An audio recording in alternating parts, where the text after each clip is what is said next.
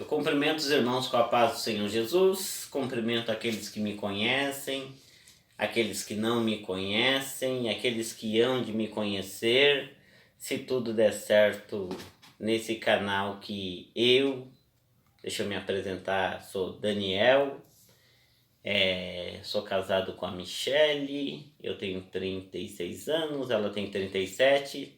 Temos um casal de filho, a Nathalie de 8 anos e o Ítalo de 6 anos. Sou idealizador desse canal Aprofundamento na Graça, pelo fato de participar de igrejas, instituições. Não que eu esteja aqui para falar mal de instituição A ou B, mas eu sei que, para mim, em determinados momentos eu queria falar algo, mas em nome do que os outros poderiam pensar, em nome daqueles que ocupavam cargos maiores poderiam pensar.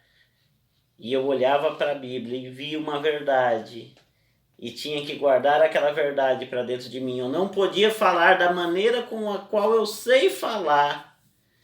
Eu me sentia preso, eu me sentia amarrado. Lógico que não é só isso, houveram várias coisas que foram acontecendo na minha vida. Houve uma gota d'água que nos traz até aqui neste momento, mas que todos ficarão sabendo com o tempo, se o Senhor permitir, se o canal der certo, se tudo for correr bem como eu espero que corra. Vocês vão sabendo da minha história e vão poder até pesquisar a minha vida e vão contar para vocês da minha vida o que tem ocorrido. Mas o fato é que para eu criar este canal e minha esposa está me ajudando, nós passamos por muita angústia.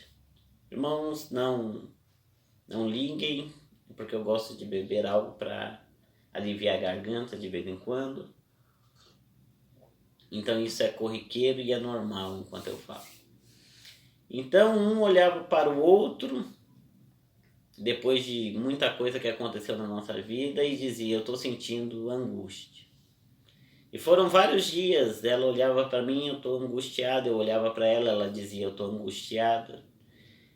Mas o que é angústia? Angústia, eu perguntava: onde é que você sente angústia?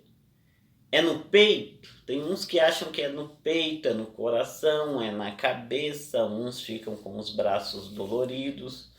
Mas o fato é que a angústia, na verdade, é algo como o peixe está submerso na água. Todo o nosso ser está submerso na angústia. Nós existimos submersos na angústia. É a angústia que nos envolve. Então nós não conseguimos definir ao certo onde é que está a angústia. E a angústia é algo que vai aniquilando, numa linguagem psicanalítica de Melanie Klein, atomizando a sua existência. Parece que você vai se dispersar. Dói tanto que parece que não há algo para te conter. Parece que ninguém te abraça. Parece que a dor é tão grande que nada pode aliviar a dor. Mas onde é a dor? O problema é que você não sabe onde é esta dor. Você está mergulhado dentro de uma dor psíquica, não só psíquica, mas espiritual, porque nós somos seres corpóreos, somáticos, psíquicos e espirituais, sem falar da espiritualidade com Deus. Nós temos pelo menos essas 3 instâncias, que também vamos falar ao longo do canal, vamos ter tempo para falar sobre muitas coisas. Mas a angústia, ela nos atinge no corpo e na alma, para nós resumirmos bem.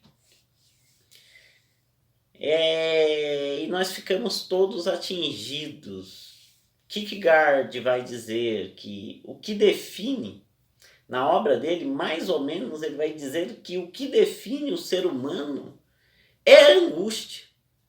Ele é o filósofo da angústia. Ele entende que os animais podem sentir medo, dor, fome, pulsações, Mas só o ser humano é capaz de sentir angústia, vazio, sensação de pequeneza, de esmagamento. Ao mesmo tempo que você sente que está sendo esmagado, você sente que está sendo espalhado. É algo extremamente doloroso. Heidegger vai dizer que todo ser humano vai viver na vida até o dia que vai se encontrar com a angústia. A angústia é um chamado para arrancar o homem da sua cadeia de utilidades, da sua comodidade e fazer algo, dar algum sentido para a vida. A angústia ela vem para nos provocar o sentido à vida. Mas nem Kierkegaard, que dizia que o que define o homem do animal é o fato de sentir angústia, e nem Heidegger, que dizia que a angústia é como se fosse quase que algo bom que dá sentido à vida. Os filósofos apenas servem para contribuir, para nos mostrar que eles também são seres humanos como nós e que sofrem das mesmas mazelas que nós sofremos. Mas estamos aqui para dizer sobre a origem da angústia de acordo com a palavra de Deus, porque é a única verdade absoluta que existe.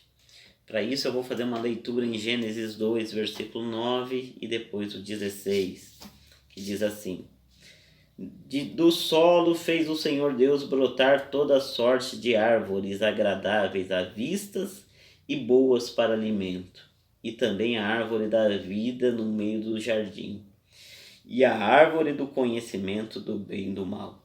Versículo 16. E o Senhor Deus lhe deu esta ordem: de toda árvore do jardim comerás livremente, mas da árvore do conhecimento do bem e do mal não comerás, porque no dia em que dela comerdes, certamente morrerás. Então aqui está o fato dado. Deus é um Deus de graça, por isso a ideia de aprofundamento na graça. Uma igreja que acolhe a todos, uma igreja online, porque nós vamos mostrar um Deus misericordioso. Nós precisamos mostrar a essência talvez mais profunda de Deus, mas não de forma teologizada nos manuais, tudo quadradinho que todos estudam. Não, nós precisamos experimentar de fato isso em nossas vidas, e o homem experimenta isso quando Deus dá para ele um jardim e planta toda sorte de árvores agradáveis e boa para alimento. Lhe dá uma mulher, porque o homem, Deus mesmo entende, não é bom que o homem esteja só. Ele faz uma adjuntora, o homem canta essa assim: é ossos dos meus ossos e carne da minha carne. E Deus diz: ainda vou plantar uma árvore especial no meio do jardim, chamado árvore da vida. E o homem poderia desfrutar de todas as árvores que estavam no jardim, e desfrutar de uma árvore que estava no meio do jardim, chamada árvore da vida, que em Apocalipse diz que os seus frutos dão vida, e as suas folhas servem de cura para as nações, numa linguagem metafórica. Mas aqui a árvore é literal. Aqui Adão e Eva poderiam ir até o meio do jardim, comer deste fruto, e toda vez que comiam desse fruto sentiam-se revigorados, sentiam-se mais fortes, eram imortais, nada poderia matá-los. Mas Deus, não querendo criar um ser que não tem liberdade, mas com a mesma liberdade que a serpente que vai aparecer na história, que era livre e decidiu por si só o caminho do mal, Deus agora cria um homem e dá para ele duas escolhas. Diz para ele: olha, eu vou te dar tudo que é bom, mas nunca queira conhecer o lado ruim da história. Porque a segunda árvore se chamava árvore do conhecimento do bem, porque o bem eles já conheciam. E do mal. Eles passariam agora a viver uma dualidade entre bem e mal. Só que o mal lhes arrastaria para a morte. Deus diz: no dia que comerdes dessa árvore, certamente morrerás. Mas até então o homem A Bíblia diz que andava tranquilamente no meio do jardim.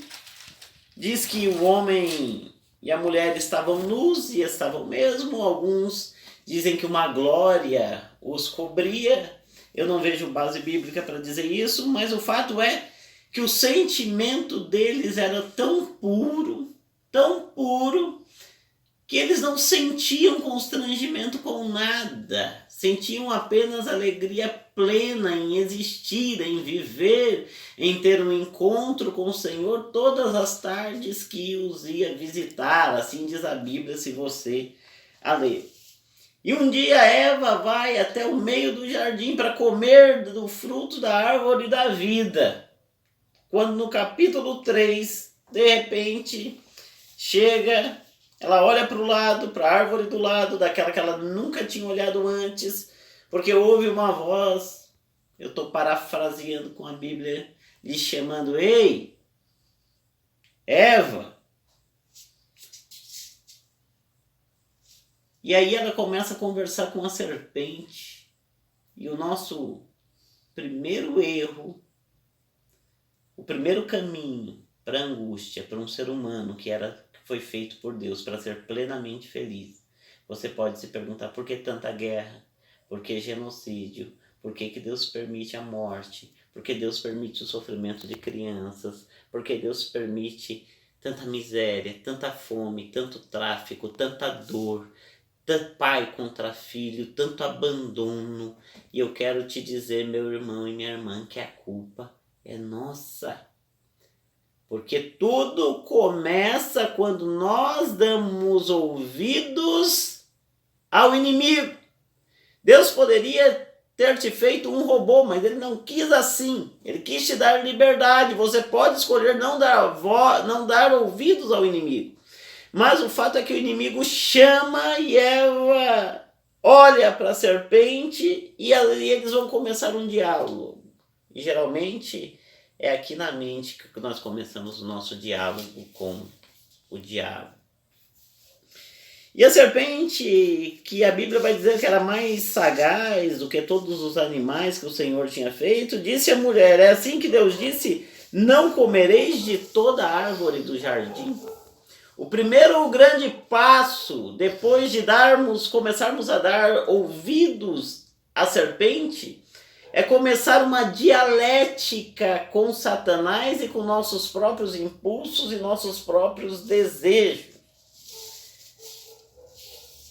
O diabo fala, nossa consciência fala e nós rebatemos, começamos a falar junto, e esses conflitos vão trazer uma síntese que só beneficiará o diabo.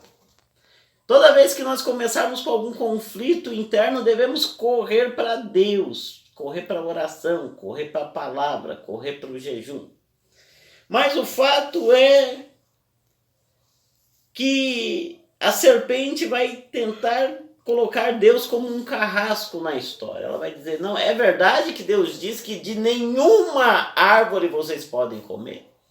E Deus não havia dito isso. Deus disse exatamente ao contrário: de todas as árvores vocês poderão comer, menos da que está no meio do jardim. Então veja bem que o diabo vai colocando na cabeça de Eva que Deus é um Deus carrasco. E é o que ele tenta colocar em nossas cabeças, em nossas consciências hoje em dia. Servir a Deus é muito difícil. Servir a Deus é impossível. Deus é um Deus que não permite fazer nada. E não olhamos a graça protetora de Deus, que quando Deus diz para que nós não façamos alguma coisa, é porque aquilo vai gerar em nós a dor, a angústia. Nós vamos mergulhar na angústia. Mas é assim, a serpente diz: Deus é um carrasco. E Eva começa a entrar na conversa do diabo, porque ela dialoga com o diabo. O diabo joga uma ideia, ela traz outra ideia. E aí eles formam uma síntese dessa tese, antítese, síntese. Deus disse que de nenhuma árvore comereis. Ela disse: não, nós podemos comer de todas as árvores, mas aqui está no meio, não podemos tocar nem comer. Ora, o tocar já vem por conta de Eva, porque Deus disse: não poderiam comer. Deus diz que nós não podemos tocar nem comer. Aí ela já começa a olhar Deus com olhares diferentes.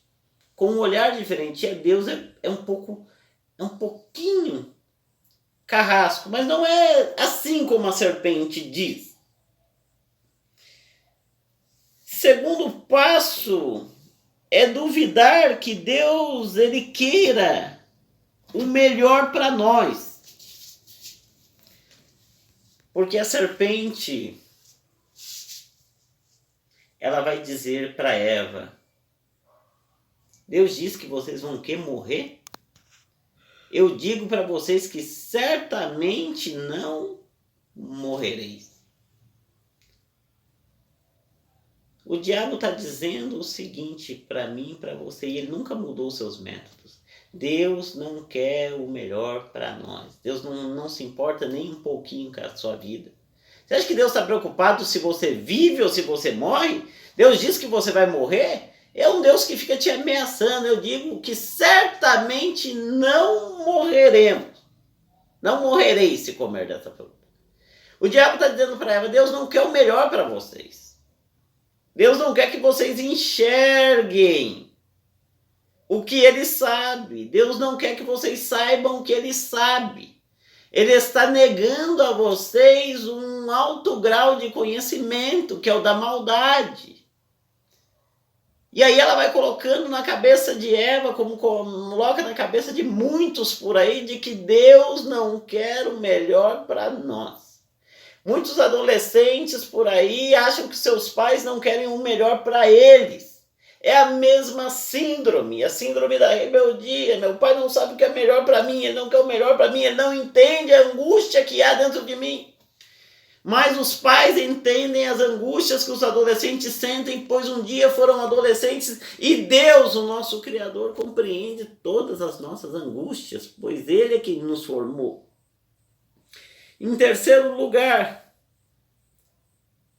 o diabo vai propor que nós podemos ser deuses de nós mesmos. Pode comer da árvore, Eva, porque Deus sabe que no dia que dela comerdes, sereis como Deus. Olha o que o diabo está dizendo. Você não precisa obedecer a Deus. Você precisa ser Deus de si mesmo. Negócio é esse de Bíblia. Negócio é esse de vontade de Deus. E presta atenção, irmão, que eu estou evitando usar o termo igreja aqui. É lógico que Jesus Cristo edificou a sua igreja e as portas do inferno não prevalecerão contra ela. Mas eu quero evitar a ideia institucionalizada de igreja. Mas entendamos que Deus tem uma vontade e que alguém diga, você precisa fazer a vontade de Deus. Toda voz que disser, você é dono do seu próprio nariz, você é dono do seu próprio destino, você é dono do teu corpo, você faz o que quiser com o seu próprio corpo. E se não tiver de acordo com a vontade de Deus, não se importe com isso, você pode fazer porque você é dono de si. Não se sujeite a Deus, mas seja Deus de si mesmo. É isso que o diabo diz para ela. Você pode ser deusa de si mesma. E aquilo vai encantando Eva, porque até então o texto não diz que Eva via o fruto como bom. Mas diz que de repente ela começa a olhar com bons olhos para o pecado. Diz que ela olha para o fruto, vê uma fruta bonita, que não é maçã, porque a Bíblia não diz maçã, diz fruto bonito, agradável e bom para dar entendimento. Veja só que depois de uma conversa com o diabo faz uma mágica marqueteira e Eva agora começa a olhar para o pecado com bons olhos. Quem de nós já não conversamos com um vendedor bom de lábia, que vai nos mostrando, detalhando aquilo? Nós começamos dizendo, não vamos comprar, e no final saímos com um pacote. embrulhado e com uma fatura de cartão para pagar. E aí bate aquele arrependimento depois em casa. Mas a lábia do vendedor nos convenceu. Assim foi Satanás com Eva. Ele diz, pode comer. E Eva agora começa a olhar para o embrulho da fruta com olhares diferentes. Já não é mais mortal. Ela já é deusa de si mesmo. A fruta é gostosa, é agradável. Ela vai poder fazer o que quiser. Ela vai ter entendimento igual a Deus. Ela é Deus agora. Ela não precisa mais obedecer a Deus. No final das contas, o que o diabo vai dizer para você, para te dar o checkmate, é só um pecadinho. É só uma mordidinha. Experimenta. Não é? É só um pouquinho de álcool, é só um pouquinho de droga, é só uma baladinha, é só uma escapadinha, é só uma puladinha de cerca, é só uma coisa inofensiva que ninguém vai ficar sabendo, é só um pouquinho, é só uma vez. Isso talvez não gere danos tão catastróficos assim, porque Eva pega do fruto e diz, é só uma mordidinha e come. E diz a Bíblia que leva e dá ao seu marido e ele come também. E aqui nós chegamos ao auge da nossa mensagem, meu irmão e minha irmã. Quando o homem também come, os dois sentiram-se nus. Eles já estavam nus, mas agora percebem que estão nus, ou seja, aquilo que eles nunca haviam experimentado, que eu e você experimentamos todos os dias da nossa vida em maior ou menor grau. Mas eles nunca tinham experimentado. Agora imagina, eles estão com vergonha de tudo, com vergonha de um olhar para o outro, não por causa dos corpos, nada a ver com os corpos, mas porque uma angústia na alma invade o ser deles. Agora eles estão mergulhados na angústia, estão mergulhados na tristeza, estão mergulhados na depressão, estão mergulhados no amargo que vem à boca, estão mergulhados na lágrima, estão mergulhados em todos os sentimentos ruins que Deus nunca quis que o homem sentisse, tudo de uma vez. Eles sentem a sua existência fugir deles. Eles sentem que agora são seres mortais, eles sentem a morte entrar dentro do corpo deles, eles sentem uma célula começar a matar a outra, eles sentem os seus corpos ficarem doentes, eles sentem medo, coisa que eles nunca sentiram, eles sentem que aquele jardim é estranho, eles sentem que tudo está estranho, e eles sentem que não podem mais olhar para o Deus Todo-Poderoso. E tentando uma autojustificação, eles colhem folhas de figueira, diz a palavra de Deus, e se cobrem.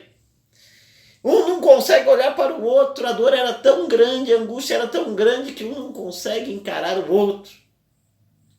Eu não sei se você já sentiu esse grau de angústia, meu irmão e minha irmã, mas eu já senti angústia de não querer olhar para os outros, de esconder o rosto. Eles esconderam o corpo, um não quer olhar para o outro, mas eram cúmplices da mesma angústia, do mesmo pecado. E está chegando a hora de Deus vir falar com eles. E aí eles decidem, não podemos, se nós não conseguimos olhar um para o outro, como é que nós vamos olhar para Deus? O que nós vamos falar para Deus? E eles fogem. Eles fogem de um Deus aniquilador. Eles fogem de um Deus acusativo. Eles fogem de um Deus que iria esmagá-los, porque Deus disse que eles iriam morrer, e eles já estão sentindo todos aqueles conflitos, aquelas ambiguidades dentro deles, aqueles sentimentos confusos que eles não sabiam nem nomear naquela época. Eles não sabiam dar nome à angústia, tristeza, dor, raiva, ódio, amargo na garganta, ainda não haviam nomeado os sentimentos ruins, não conseguiam dar nome àquilo. E eles já estão sentindo tudo aquilo e Deus agora vai nos matar e eles não sabem o que é morte. Eles pensam que Deus vem aniquilar, que vai ficar pior e eles correm, se escondem atrás de uma árvore. Mas diz que a voz de Deus quando chega no jardim, Deus começa a gritar: Adão, onde estás, Adão? E meu irmão e minha irmã, eles estão pensando que Deus iria matá-los, mas quando eles começam a ouvir a voz de Deus, eles começam a sentir a graça de Deus. Eles conseguem, na voz de Deus, perceber a graça de Deus, a angústia, dar uma amenizada, porque eles estão atrás da árvore. Se fosse uma voz muito assustadora, eles ficariam mais escondidos ainda. Mas a voz era uma voz apaziguadora, uma voz amorosa, que quando foi ao encontro deles, apaziguou um pouquinho o coração conflituoso que os dois estavam sentindo, dizendo: Adão, onde estás, Adão? Onde estás? E aí ele, quando ouve aquela voz graciosa, ele consegue então sentir um pouco do amor de Deus, porque não tem como chegar perto de Deus se não entender que Deus é amor. Deus é justiça, sim, mas ele é plenamente amor. O Deus amoroso que os havia feito não veio aniquilá-los. Veio manifestar a graça sobre a vida deles, não veio para torturá-los mais do que eles já estavam torturados. Veio para abençoá-los de certa forma, não veio para passar a mão na cabeça dizendo: o que vocês fizeram não está errado. Não, nada disso. Mas veio sabendo qual foi a proporção daquilo que eles já estavam sentindo. E se eles sofressem mais, eles não aguentariam, era melhor morrer mesmo. Por isso que muita gente suicida-se, porque às vezes os outros ainda colocam carga demais naquilo que a pessoa já está sentindo e não consegue entender os seus dramas. Às vezes o pastor não entende os nossos dramas. A igreja, a família não entende os nossos dramas, mas existe um Deus que compreende os nossos dramas. E é este Deus compreendedor dos dramas humanos que, com a sua voz graciosa, apaziguou o coração de Adão. E Adão diz: olha, nós nos escondemos porque estamos nus. A gente está sentindo algo, a gente está percebendo algo estranho na gente. E aí, Deus vai perguntar: acaso comeram do fruto que eu disse que não comessem? Foi a mulher que tu me deste, Senhor. Aquele jogo de empurra, mas fica para uma outra mensagem. Esse jogo de empurra, porque aqui o que importa é que Deus diz: de fato, as consequências do pecado existem. Se a gente fuma e adquire um câncer, talvez nós morramos com esse câncer, mesmo sentindo o amor de Deus.